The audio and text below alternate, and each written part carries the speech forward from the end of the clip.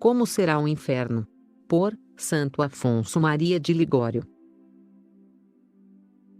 E vi um grande trono branco e um sentado sobre ele, de cuja presença fugiram a terra e o céu, e não se achou lugar para eles. E eu vi os mortos, grandes e pequenos, em pé na presença do trono, e os livros foram abertos, que é o livro da vida, e os mortos foram julgados por aquelas coisas que estavam escritas nos livros, de acordo com as suas obras.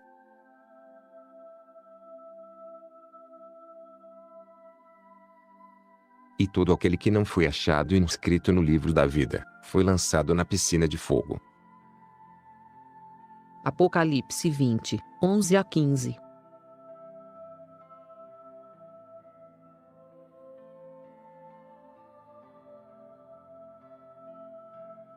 Primeiro. Como será o inferno? Embora muitos dos pagãos fossem ateus verdadeiros, considerando o inferno uma fábula inventada para assustar os ímpios, os mais renomados dos antigos filósofos como Sócrates, Xenofonte, Aristóteles, Platão e outros não tiveram dificuldade em admitir a existência de uma vida futura, um paraíso onde os bons serão recompensados e um inferno onde os maus serão punidos. Somente o mais pervertido dos homens negará que existe um Deus, o Criador e governador de todas as coisas. Esses homens preferem negar a existência de Deus do que enfrentar o justo castigo de seus próprios erros.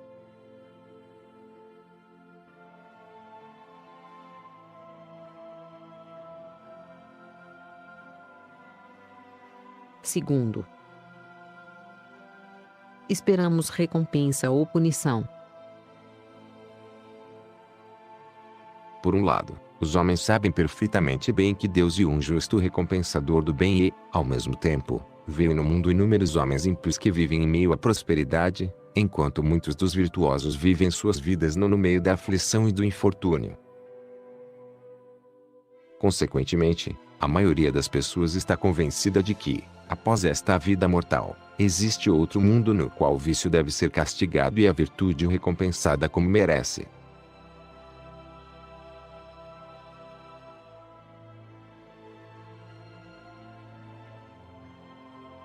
Terceiro. Ensino de filósofos pagãos.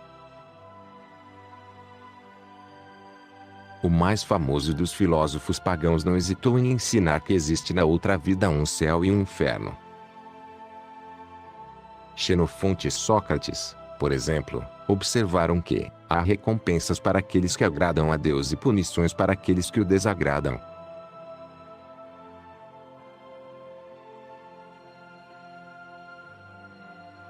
Os mesmos sentimentos são expressos por Platão, Plutarco e outros. Embora me abstenha de citar passagens desses filósofos, não posso ignorar duas belas passagens do grande orador Cícero. No primeiro, ele exclama: "Não desejo ter parte com aqueles que recentemente começaram a ensinar que as almas morrem junto com os corpos e que tudo é destruído pela morte. De muito mais peso para mim é a autoridade dos antigos filósofos e de nossos próprios ancestrais. Eles prestavam homenagem religiosa aos mortos e consideravam que sua entrada no céu deveria ser facilitada para todo homem bom e justo.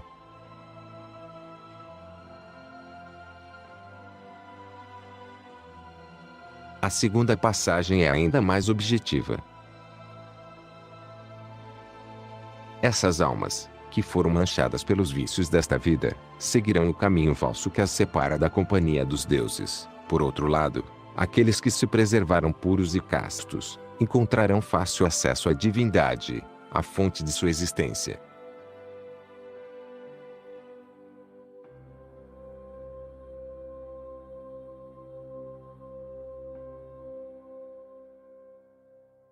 Quarto. Crença dos pagãos. Entre as fábulas dos povos pagãos, inúmeros são os contos que, embora fictícios, atestam a crença dessas pessoas na existência de um lugar de punição na vida futura. Para nós, cristãos, No entanto, essa crença dos antigos pagãos e de seus filósofos é apenas um argumento que a fundamenta. Pois temos a palavra do próprio Deus, atestando a existência do inferno em inúmeras passagens da Sagrada Escritura.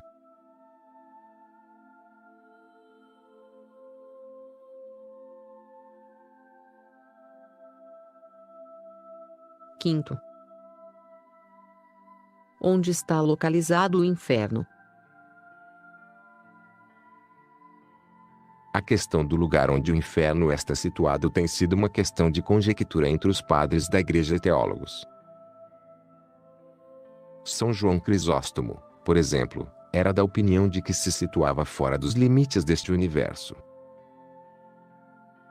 Mais comumente e com mais razão, outros teólogos pensam que o inferno está situado dentro da própria Terra. Alguns chegaram mesmo a declarar que está perto da superfície do globo, baseando sua opinião, de forma bastante estranha, na existência de muitas montanhas vulcânicas como Vesúvio, as ilhas vulcânicas.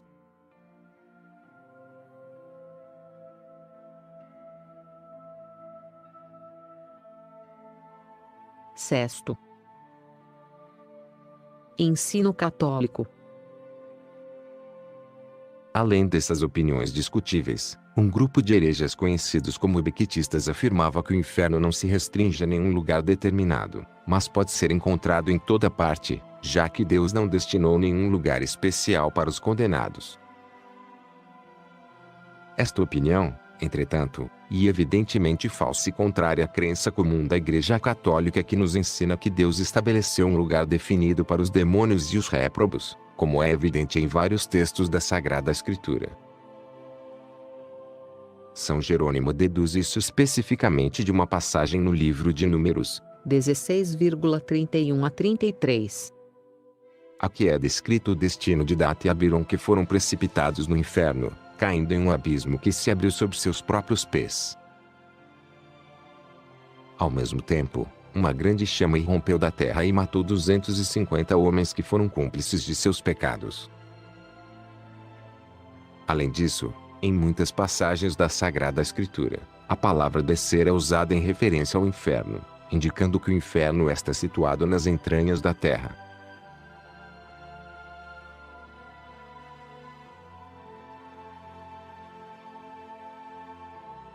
Sétimo. O inferno é um lugar definido. Esta afirmação é confirmada por uma passagem de Lucas. São Lucas 16,22. Mas o rico também morreu e foi sepultado no inferno.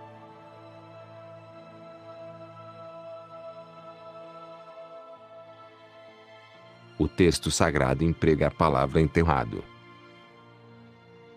porque os enterros são feitos dentro da terra. Além disso, o próprio homem rico descreve o inferno como um lugar de tormento. São Lucas 16,28. Confirmando a opinião de que o inferno é um lugar determinado e definido. Em outro lugar, é chamado de lago.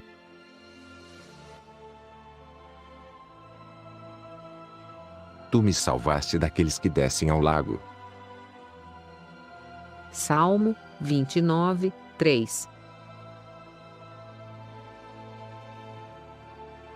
E em outro lugar, uma piscina.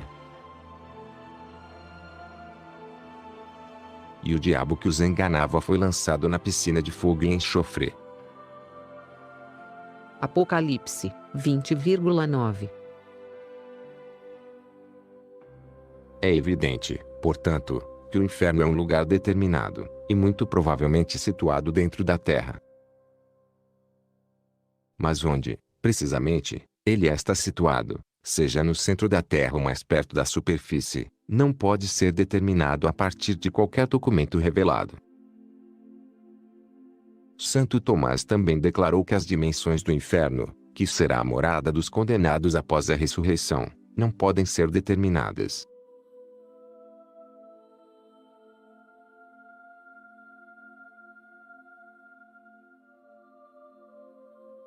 Oitavo. Dores do inferno. Tratemos agora das dores do inferno e, em primeiro lugar, das dores dos sentidos. Santo Tomás prova que o fogo do inferno é um fogo corpóreo e material, embora na maior parte não escreva sobre o fogo que atormenta as almas separadas de seus corpos, mas sobre o que os condenados devem suportar após sua ressurreição corpórea. Muitos hereges afirmam que o fogo do inferno não é material, mas apenas fogo metafórico ou imaginário. Existem numerosos textos na Sagrada Escritura, no entanto, que demonstram que o fogo do inferno é um fogo verdadeiro, material e corpóreo. Lemos, por exemplo, no livro de Deuteronômio: Na minha ira se acendeu um fogo e arder até o mais profundo do inferno. Deuteronômio 32,22. E no livro de Jó, um fogo que não se acende o devorara. Jó 20,26. Revelando que esse fogo do inferno não precisa ser alimentado, mas, uma vez aceso por Deus, arde eternamente. Existem várias passagens no livro de Isaías que se referem a este fogo do inferno. Qual de vós pode habitar com o fogo consumidor? Qual de vós habitará com as chamas eternas? Isaías 33,14. Seu verme não morrerá, e seu fogo não se apagará, e eles serão uma visão repulsiva para toda a carne. Isaías 66,24. Ele dará fogo e vermes em suas carnes, para que queimem e possam sentir para sempre. Jó 16,21.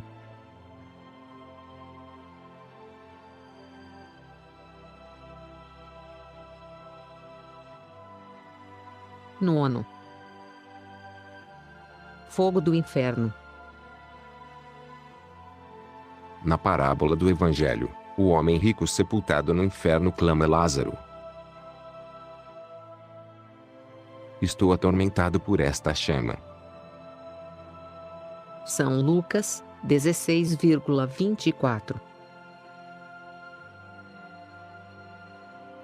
Ele diz nesta chama para mostrar que o fogo do inferno é um fogo de um tipo particular, um fogo preparado expressamente para vingar os danos que o pecado fez a Deus pelos prazeres carnais. Pois, como observa o livro do Eclesiástico, a vingança sobre a carne do ímpio é fogo e vermes. Eclesiástico 7,19. Portanto, Santo Tomás argumenta que esse fogo será o instrumento da justiça vingativa do Deus Todo-Poderoso.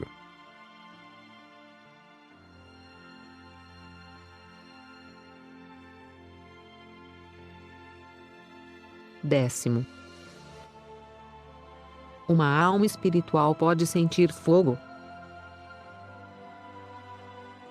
Mas aqui se coloca uma dificuldade: como é possível que o fogo corporal atormente a alma espiritual? Em resposta a esta pergunta, podemos apenas dizer que sabemos que isso pode ser feito.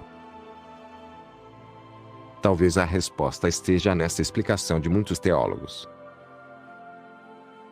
O fogo material do inferno receberá um poder extraordinário de Deus, por meio do qual será capaz de prender a alma espiritual ao seu lugar de tormento, causando à alma indescritível humilhação e dor.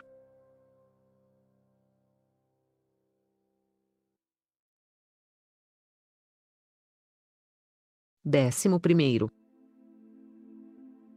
Punição por resfriado. Nesse mesmo incêndio, comenta Santo Tomás, os corpos dos condenados, além do intenso calor, passarão por um frio intenso, passando de um para o outro, sem conhecer um momento de alívio. Assim, os estudiosos das Escrituras explicam a passagem do livro de Jó. Passe ele da água da neve ao calor excessivo, e o seu pecado até o inferno. Jó 24,19. Consequentemente, São Jerônimo diz: os condenados no inferno suportam todos os seus tormentos neste único fogo.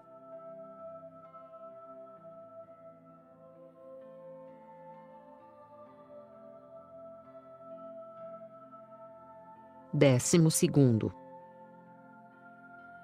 Remorso de consciência. Além de seus sofrimentos com o calor e o frio do fogo do inferno, a Sagrada Escritura enumera uma série de outros tormentos que afligirão os condenados. Um deles é o verme, ao qual as Escrituras se referem com frequência.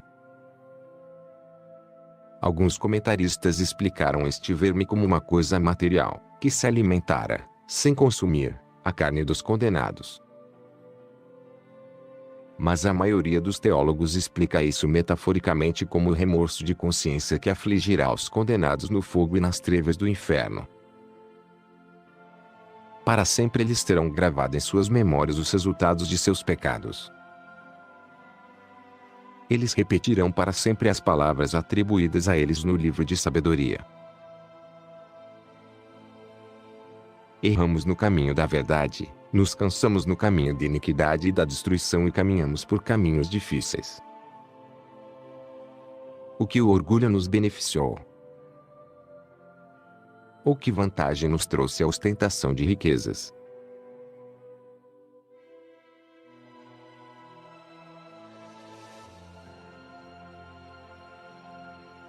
Os pecadores disseram coisas como essas no inferno. Sabedoria, 5,6 a 14.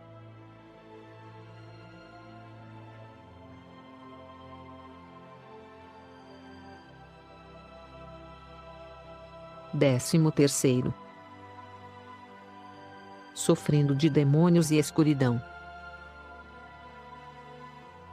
Somado ao seu próprio remorso de consciência, os condenados também serão atormentados pelas reprovações dos demônios. Este será um dos castigos mais cruéis dos condenados. Os demônios, que são seus inimigos, irão continuamente zombar deles e lembrá-los de seus pecados. Nem os sofrimentos dos corpos dos condenados cessarão aqui. Eles também serão afligidos pela terrível escuridão do inferno, descrita pelo santo homem Jó.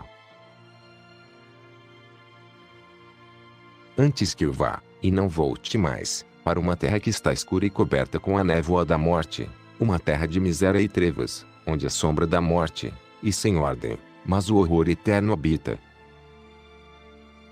Jó, 10,22.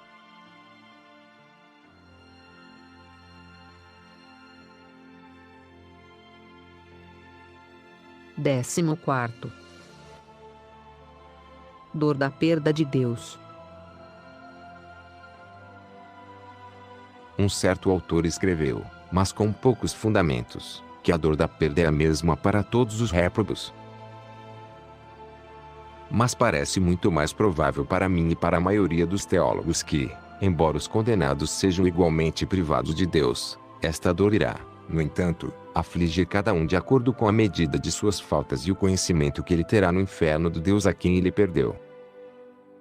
Pois é difícil acreditar que alguém que perdeu Deus por causa de um pecado mortal será atormentado da mesma forma que alguém que o perdeu por 100 pecados.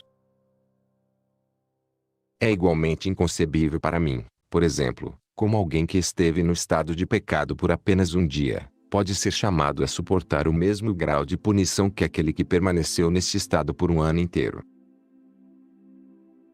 Pois, assim como aquele que amou a Deus mais ardentemente durante sua vida, desfrutará mais dele no céu, por causa do conhecimento do imenso bem que então possuirá, também o condenado, que se privou de seu Deus, será mais severamente atormentado por compreender mais profundamente o grande bem que ele perdeu.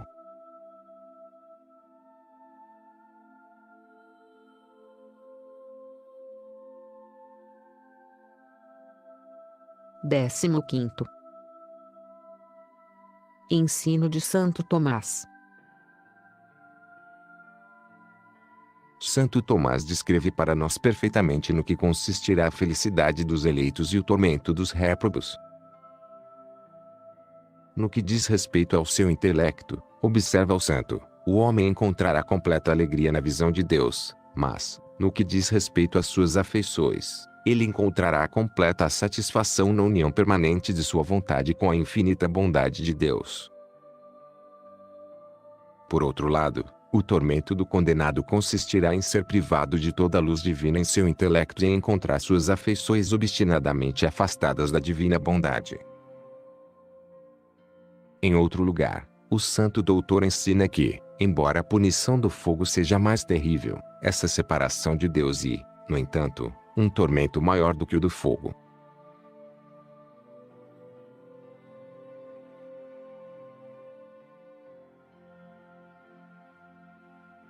Décimo sexto.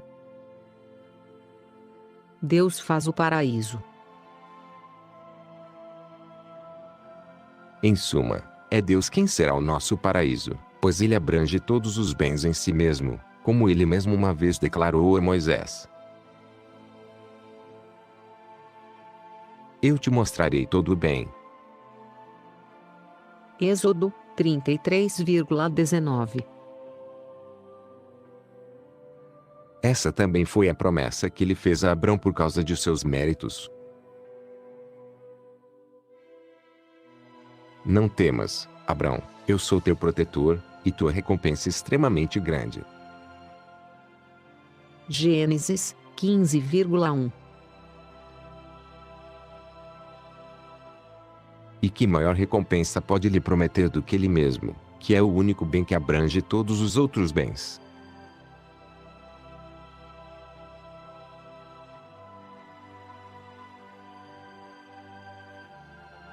Décimo sétimo. Deus faz o inferno. É também Deus quem fará o inferno, pois, como observa São Bernardo, ele mesmo será o castigo dos condenados.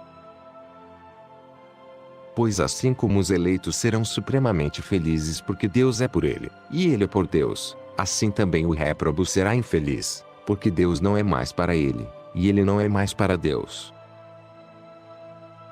Ouçamos a ameaça que Deus fez contra aqueles que se recusaram a pertencer a ele durante esta vida.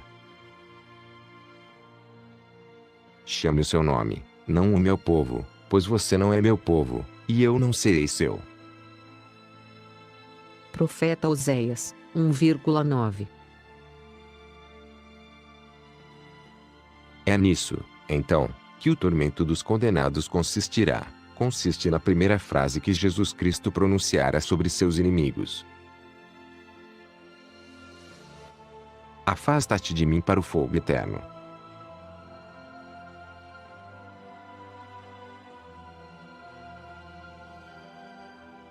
Esta separação eterna constituirá o inferno para os condenados.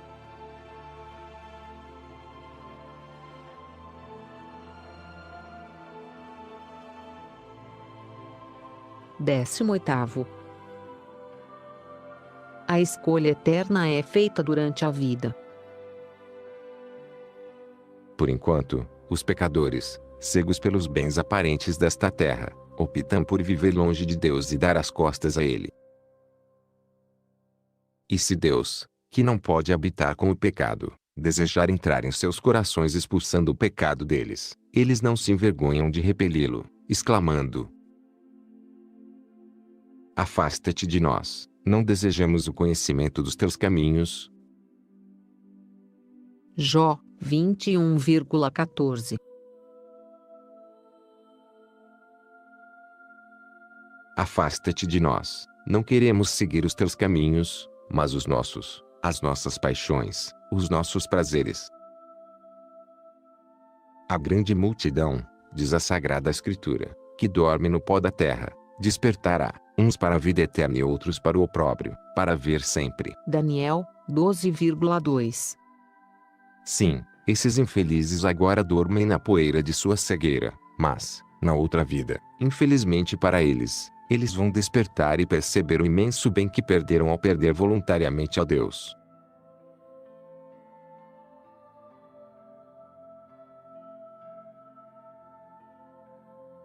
19º. Maior dor do inferno. A espada que os traspassará com a maior tristeza será o pensamento de terem perdido Deus e de tê-lo perdido por sua própria culpa. Infelizmente eles são.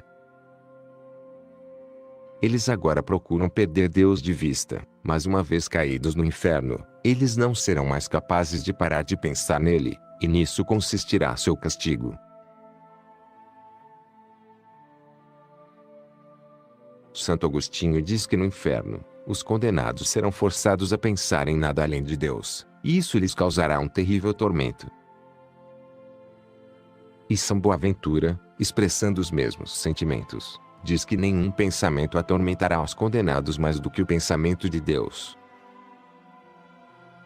O Senhor concederá a eles um conhecimento tão vívido de seu Deus ofendido, sua bondade tão indignamente rejeitada e, consequentemente, do castigo que seus crimes mereceram, que esse conhecimento lhes causará um sofrimento maior do que todos os outros castigos de inferno.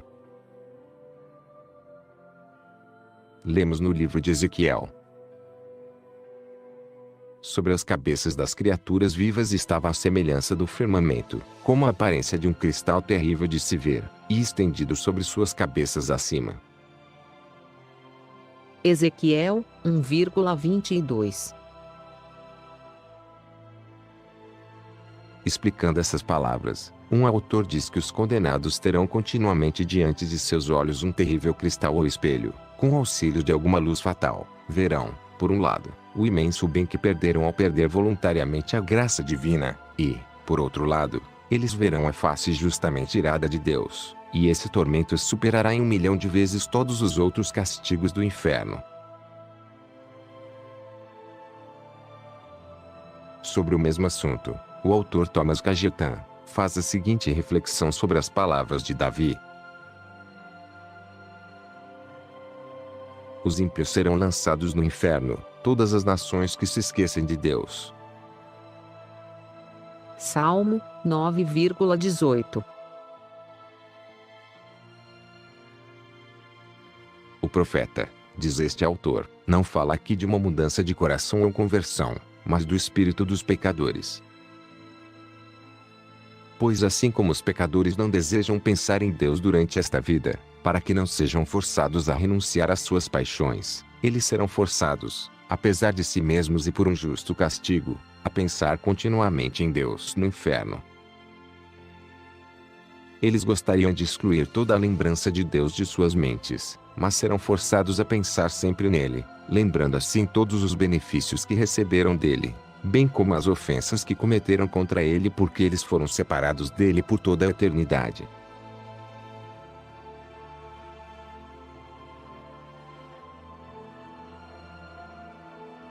Vigésimo. Os malditos não se esquecem. Vamos agora considerar brevemente a condição do intelecto dos condenados no inferno. Santo Tomás diz que os condenados serão capazes de se lembrar de todos os assuntos do conhecimento natural que adquiriram aqui na terra, pois esse conhecimento adquirido permanecerá em suas almas após a morte. Isso é evidente também nas Sagradas Escrituras, na resposta de Abraão ao homem rico sepultado no inferno. Filho, lembra-te que recebeste coisas boas durante a tua vida. São Lucas 16,25. Esta, então, é a conclusão do Dr. Angélico. Assim como nos eleitos não haverá nada que não seja um assunto de felicidade para eles, também nos condenados não haverá nada que não seja um assunto de tormento para eles. Consequentemente, os condenados preservarão em suas memórias as coisas que conheceram aqui na terra, não, é verdade, para seu consolo, mas apenas para aumentar seu tormento. Além disso, durante esta vida, a alma é frequentemente impedida de considerar pensamentos que lhe seriam desagradáveis, por causa de sofrimentos e ansiedades corporais, mas no inferno a alma não estará mais sujeita a esta influência do corpo. Consequentemente, No inferno a alma não será mais impedida de considerar as coisas que podem ser uma causa de tortura para ela. Da mesma forma, no inferno a alma de um homem terá constantemente em sua memória todos os apelos divinos feitos ela durante a vida, bem como o número de pecados que ele cometeu, cada um dos quais buscara para ele um novo inferno.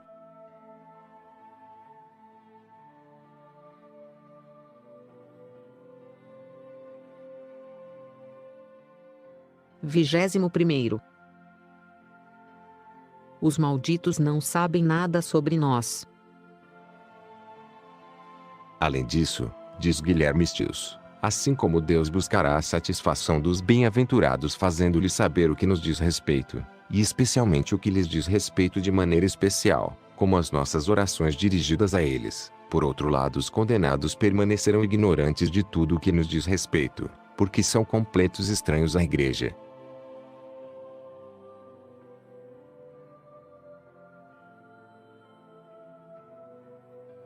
Vigésimo segundo. Os condenados têm fé? Pode-se perguntar se aqueles cristãos que possuíam fé nesta vida, e que não a perderam por apostasia ou heresia, irão preservá-la no inferno. Santo Tomás responde negativamente, pois para crer com uma fé sobrenatural e teológica, é preciso ter um afeto piedoso da vontade a Deus revelador.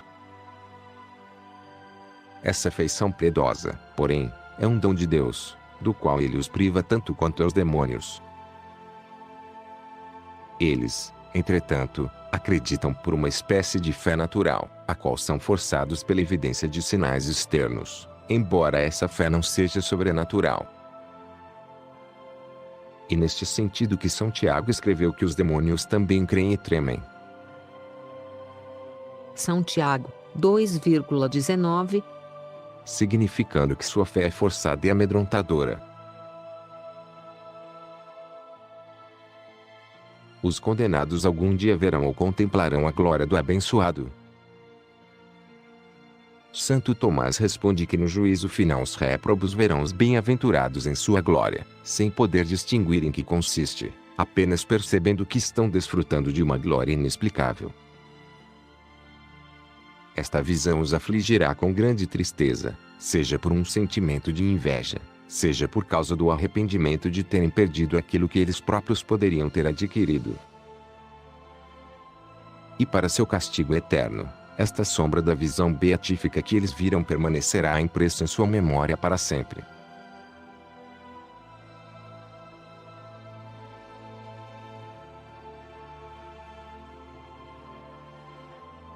Vigésimo terceiro. A vontade está posta no mal. Vamos agora discutir a condição da vontade dos condenados. Santo Tomás observa que a vontade dos condenados, na medida em que é uma faculdade natural, não pode deixar de ser boa, pois não procede de si mesmos, mas de Deus, que é o autor da natureza. Os condenados, entretanto, o viciaram por sua malícia. Mas quando consideramos a vontade dos condenados em seu uso, não pode deixar de ser mal, pois é completamente oposto à vontade de Deus e obstinado no mal.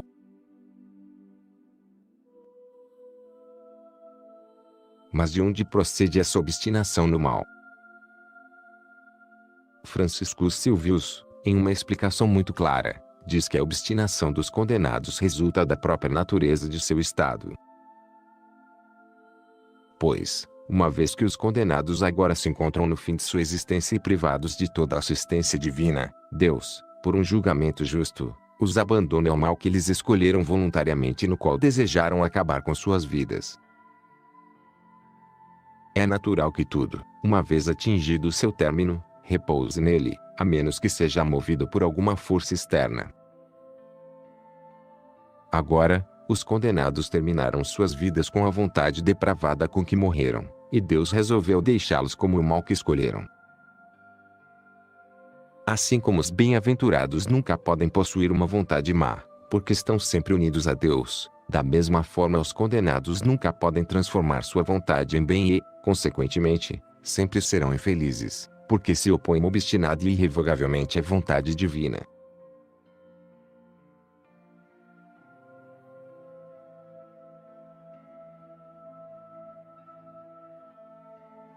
Vigésimo quarto.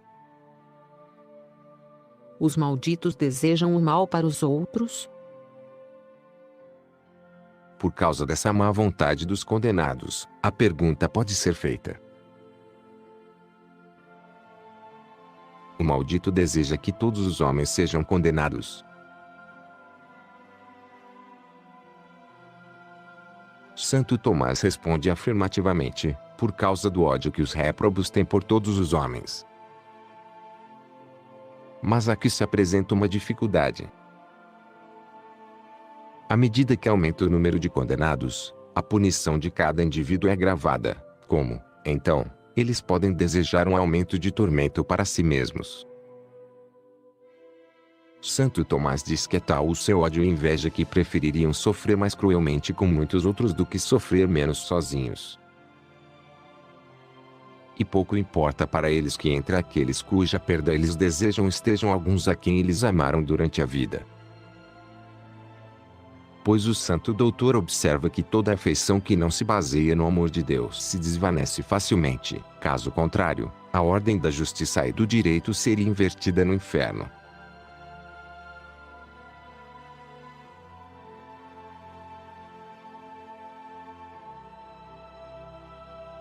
Vigésimo quinto. Caso do homem rico no inferno. Se for esse o caso, como podemos explicar a solicitude do pobre rico do inferno, que rogou a Abrão que enviasse Lázaro aos seus irmãos na terra, para diverti-los a fazer penitência para que não fossem enterrados também no inferno? Santo Tomás explica que a inveja dos condenados é tanta que eles prefeririam ver todos os homens perdidos, até mesmo seus próprios pais, mas, uma vez que isso é impossível, e, enraizados como estão no amor próprio, eles preferem ver seus pais entregues ao inferno em vez de estranhos, pois eles seriam ainda mais atormentados pela inveja se eles vissem seus próprios entes queridos condenados e outros salvos. Essa, então, é a razão da preocupação do homem rico pela salvação de seus irmãos. O angélico doutor acrescenta que esse réprobo desejava ver seus irmãos escaparem do inferno, para que sua própria punição não fosse agravada por sua condenação, pois por seu mau exemplo ele havia dado ocasião para sua condenação.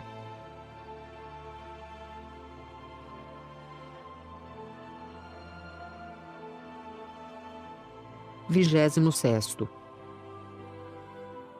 Os condenados se arrependem do pecado? Também pode ser perguntado se os condenados se arrependem de seus pecados. Santo Tomás responde que um homem pode se arrepender de suas faltas de duas maneiras, direta ou indiretamente. Ele pode se arrepender diretamente na medida em que se arrepende por um sentimento de ódio pelo pecado cometido. Nesse sentido, o condenado não pode se arrepender de seu pecado, pois, visto que se encontra confirmado em sua vontade perversa, ele ama a malícia de sua falta. Mas ele pode se arrepender indiretamente, na medida em que detesta a sua punição, da qual seu pecado é a causa. Assim, os condenados irão pecar, no que diz respeito à sua malícia, mas detestarão o seu castigo, que, no entanto, nunca pode cessar porque o seu pecado dura para sempre.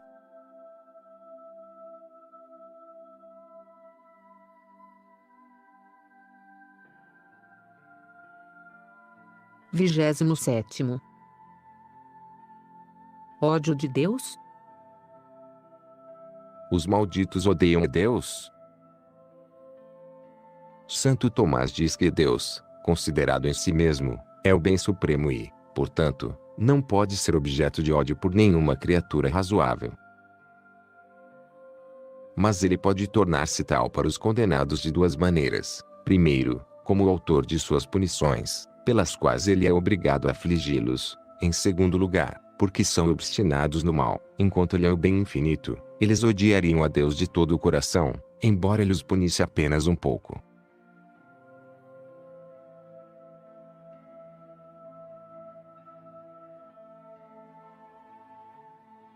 28º. O maldito desejo de ser destruído? Perguntamos, finalmente, se os condenados preferem ser aniquilados e privados de existência, a se submeter aos castigos que suportam. Santo Tomás, considerando a questão em si, responde negativamente, pois, como ele diz, um estado de não ser nunca é desejável, pois implica uma privação de todo o bem. Mas se esse aniquilamento for considerado o fim de todo castigo, Santo Tomás diz que, desse ponto de vista, o estado de inexistência se apresenta como um bem. É neste sentido que Jesus Cristo proferiu esta frase de Judas. Melhor para ele, se aquele homem não tivesse nascido. São Mateus, 26,24. São João parece dizer a mesma coisa quando fala dos condenados no Apocalipse. Naqueles dias, os homens buscarão a morte e não a encontrarão, e desejarão morrer, e a morte fugirá deles. Apocalipse, 9,6. Essa é a vontade dos condenados, porém, é incerta, pois eles desejam continuar a existir, para que possam sempre odiar a Deus.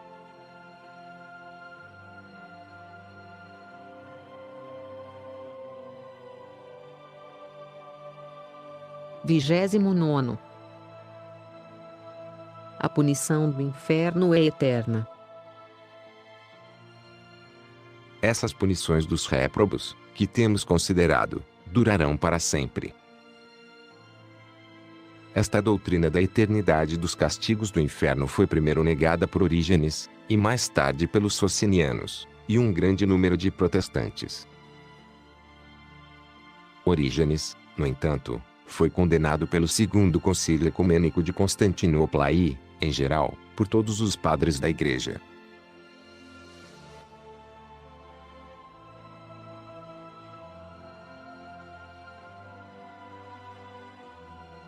Trigésimo. Esta punição não é injusta. Nem pode a eternidade das punições dos condenados ser qualificada como injusta. Pois quem ofende a Deus com um pecado mortal, merece uma punição infinita por uma ofensa que é infinita. Portanto, por mais severa ou longa que seja a punição, ela nunca pode ser proporcional à ofensa que foi cometida. Pois a majestade de Deus é infinita, portanto, todo aquele que peca mortalmente merece uma punição infinita. Portanto, parece justo que o pecado mortal seja punido com uma punição eterna.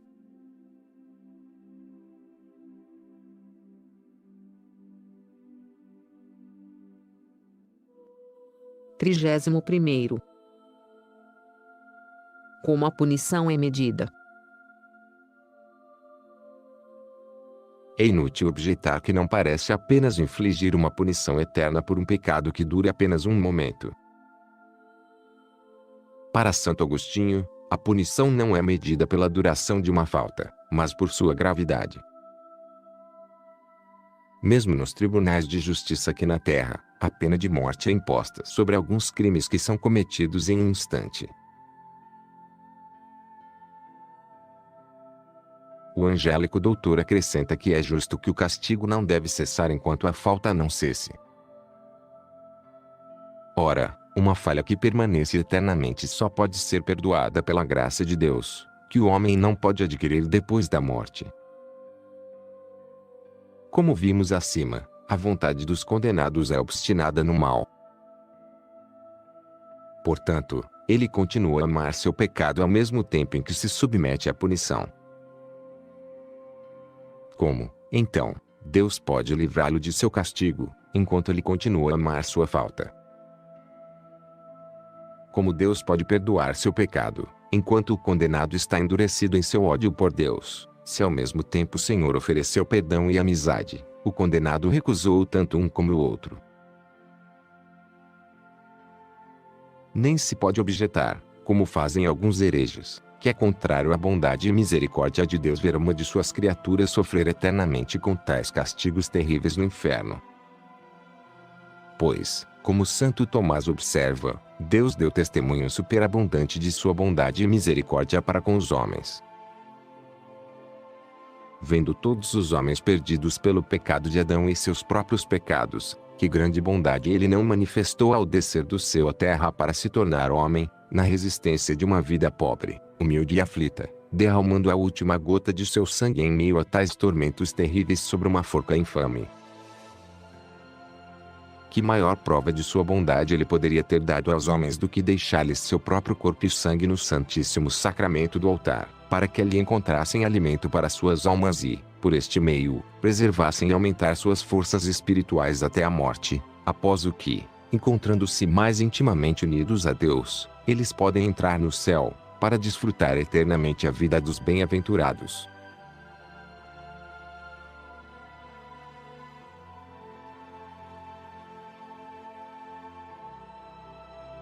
Trigésimo segundo. A paciência de Deus.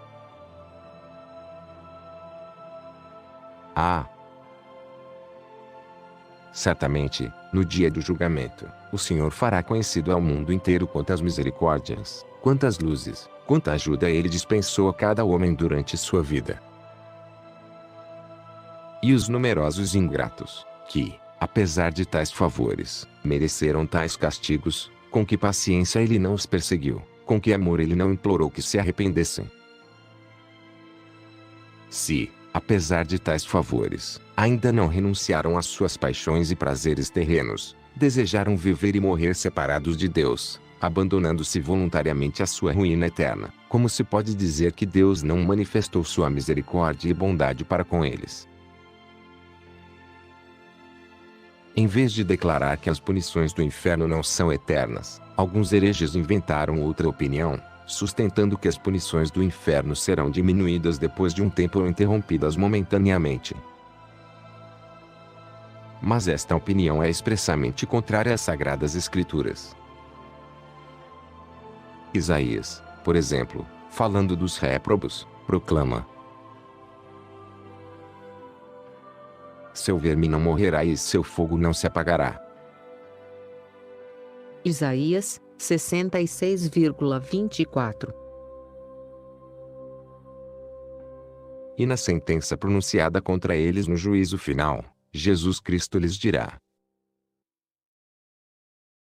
apartai-vos de mim, malditos, para o fogo eterno.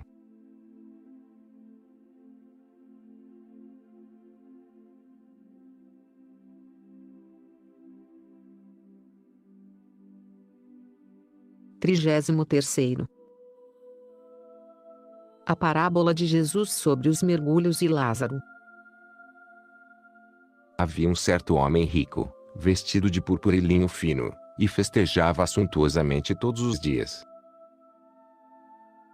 E havia um certo mendigo, chamado Lázaro, que jazia em sua porta, cheio de feridas, desejando ser enchido com as migalhas que caíam da mesa do homem rico, e ninguém o deu. Além disso, os cães vieram e lamberam suas feridas. E aconteceu que o mendigo morreu e foi carregado pelos anjos ao seio de Abraão. E o rico também morreu, e ele foi sepultado no inferno. E levantando os olhos quando estava em tormentos, ele viu Abraão ao longe, e Lázaro em seu seio, e ele clamou, e disse: Pai Abraão, tem misericórdia de mim e manda Lázaro, que ele pode molhar a ponta do seu dedo na água, para refrescar minha língua, pois estou atormentado nesta chama. E Abrão disse-lhe: Filho, lembra-te de que recebeste coisas boas em tua vida, e também Lázaro coisas más, mas agora ele está consolado, e tu estás atormentado. E além de tudo isso, entre nós e você, existe um grande caos, de modo que aqueles que querem passar daqui para você, não podem, nem de lá vir para cá. E ele disse: Então, pai, rogo-te que o mandes à casa de meu pai, porque tenho 5 irmãos, para que lhes dê testemunho, a fim de que não entrem também neste lugar de tormentos. E Abrão disse-lhe: Eles têm Moisés e os profetas, deixe-os ouvi-los. Mas ele disse: Não, pai Abraão, mas se alguém foi ter com eles dentre os mortos, eles farão penitência. E disse-lhe: Se não ouvem a Moisés e os profetas, tampouco crerão, se alguém ressuscitar dentre os mortos. São Lucas, 16,19 a 31.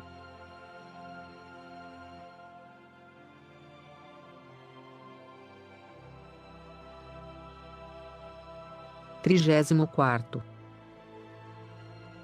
A visão do inferno das crianças de Fátima.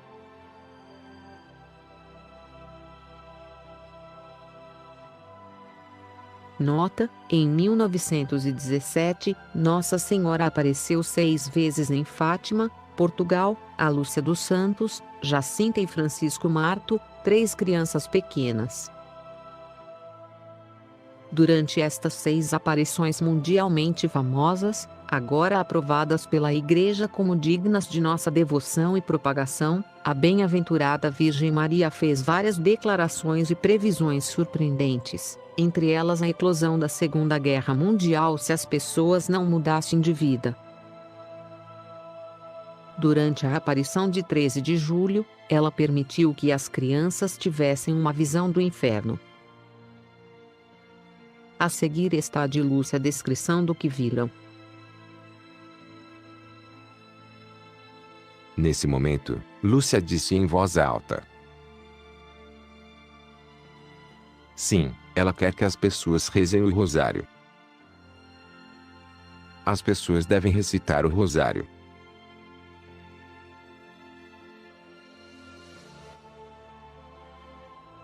O rosto da senhora ficou então muito sério e ela disse: Sacrifique-se pelos pecadores.